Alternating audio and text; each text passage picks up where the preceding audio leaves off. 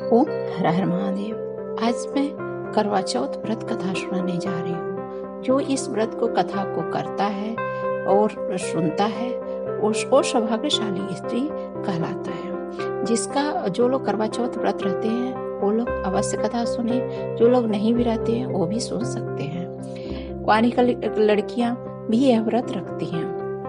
जिसकी शादी लग चुकी है वो लोग भी व्रत यह रहते हैं, लेकिन वो लोग चांद को देख के अर्घ नहीं देते हैं, वो लोग तारे को देख के अर्घ देते हैं। क्योंकि जब से पति नहीं हो, जब से शादी नहीं हुई हो, तब से अर्घ नहीं दिया जाता है चांद को देख के। चांद को वही लेडीज अर्घ दे सकती है जो कि सौभाग्यशाली है। आइए हम लोग कथा की ओर चलते हैं। एक साहूकार था, उसके 7 बेटे थे, एक लड़की थी।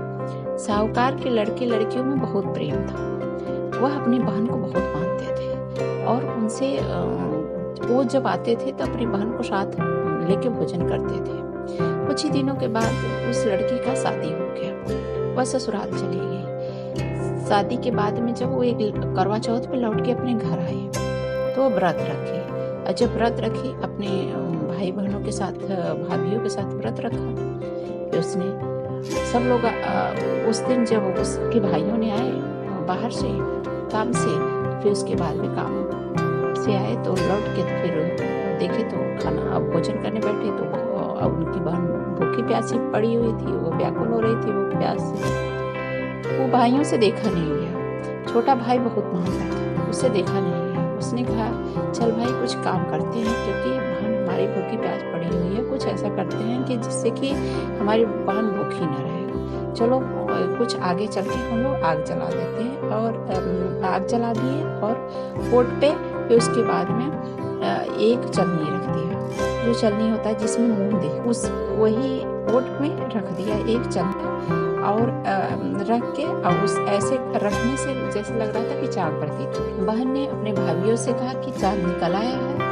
व्रत खोलने के लिए भाइयों ने उनकी बात पर मना कर दिया। बोले कि अभी आप व्रत मत खोलिए, ये आपके भाइयों की चाल है, अभी चांद नहीं निकला है, आप ऐसा करोगे तो ठीक नहीं है। लेकिन वो लोग, वो जो बहन थी अपने भाइयों पे इतना अटूट विश्वास करती थी, वो मानी नहीं। उसने चांद समझ के अर्घ दे दिया, और चांद समझ के अर्घ देने के बाद में और भाई खुश हुए क्योंकि उसकी बहन भूखी प्यासी थी और सोचे कि भोजन कर लेगी। फिर उसके बाद में उसने भोजन क्या हुआ, उनकी भाभियों ने तो अच्छे से व्रत रखा। फिर उसके बाद में चांद देख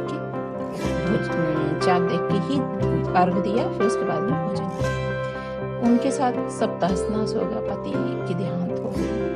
तब उस लड़की ने क्या कहा कि मैं क्या करूं, अब इसके लिए मैं क्या कर सकती हूँ। गणेश जी से प्रार्थना की। उसने के बाद में उसने शोकातुर होकर के अपने पति की सौ लेकर के एक वर्ष बैठा और सभी से अनुरोध किया कि शाम को जब सुहागिन आती थी तो कहती थी ये हम सुई ले लो, पी सुई ले लो, पी सुई दे दो, कि पिया की सुई दे दो, यम सुई ले लो, अपने जैसे सुहागिन बना दो, ऐसा ही कहती जाती। जिसके फलस्वरूप करवा माता और श्री गणेश जी के आशीर्वाद से उसने चांद दे के उसे जल दिया। उसी तरीके से फिर उसके बाद में उसका पति जीवित हो गया। जय गणपति महाराज की जय। जैसे गणपति महाराज उसको जीवन दान दिए, उसके पति को जीवन दान दिए, वैसे सारी महिलाओं को दिए। ये तो थी पहली कथा। और दूसरी कथा गणेश पौराणिक कथा के अनुसार एक बार गणेश जी अपने हाथों में 2 कटोरी लिए पृथ्वी पर भ्रमण कर रहे थे। एक कटोरी में दूध था तो दूसरी कटोरी में कच्चे चावल थे। लेकिन गणेश जी के पास दोनों कटोरी बहुत छोटी थी, उसमें बहुत थोड़े से चावल और थोड़े से दूध थे। गणेश जी ने जाकर सबसे कहने लगे कि मेरा कोई खीर बना देगा, कोई खीर बना देगा, सबसे निवेदन करने लगे। आखिर में कोई नहीं खीर बनाया। एक बूढ़ी माँ थी, उसने कहा कि क्या कर रहा है बेटा, तो बताया कि बूढ़ी माँ से बताया गणेश जी कि कोई हमारा खीर बना देगा। बुढ़िया माँ बोली हाँ मैं जरूर बना दूंगी, क्योंकि बुढ़ी माँ तो बुढ़ी जो होती है वो सब तो कहा कि गणेश जी ने बूढ़ी माँ से एक बड़ा बर्तन लाने को कहा। अब अम्मा ने कारण पूछा तो उन्होंने बताया कि इन दो कटोरी में मौजूद दूध और चावल को खाली करना है ताकि इतनी ज़्यादा खीर बन सके, गांव में बढ़ सके। अम्मा चौंकी और बोली कि यह संभव कैसे हो सकता है?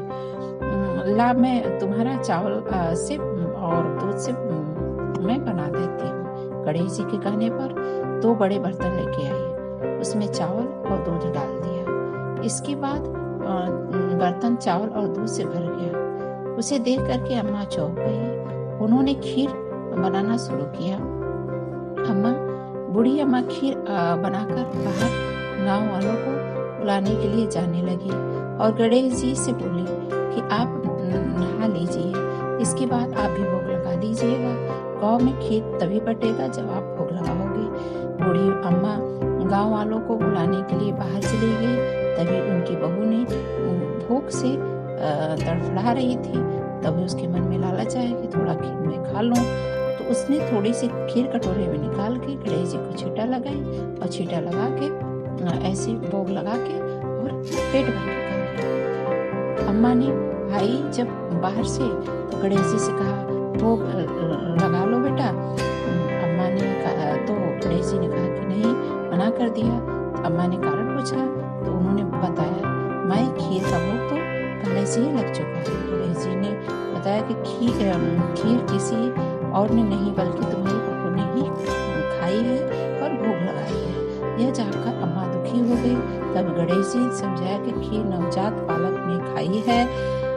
गर्भ में पल रहे बालक या गर्भवती माँ द्वारा खीर खा लेने से एक बार से वो गणेश जी को ही लग जाता है, क्योंकि गर्भवती महिला या गर्भ में पल रहा बच्चा सबसे शुद्ध और पवित्र माने जाते हैं। तब यहीं जाकर बूढ़ी अम्मा संतुष्ट हुई। गांव के सभी लोगों को खीर खूब कटोरे भर के बांटी। साथ ही गणेश जी ने भी खीर खाई। और आपको यह कथा कैसी लगी?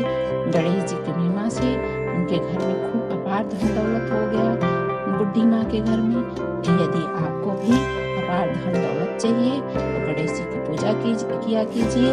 और आज चौथ भी है और करवा चौथ भी है, तो गणेश जी की पूजा अवश्य करें। गणेश जी को दीपक लगाएं, गणेश जी को लड्डू चढ़ाएं। आपको यह कथा जानकर कैसी लगी? यदि आपको अच्छी लगी हो तो कृपया करके लाइक करिए, सब्सक्राइब करिए, शेयर करिए, जिससे कि हमें भी मोटिवेशन मिले और आगे भी इसी तरह की वीडियो लेके आऊँ।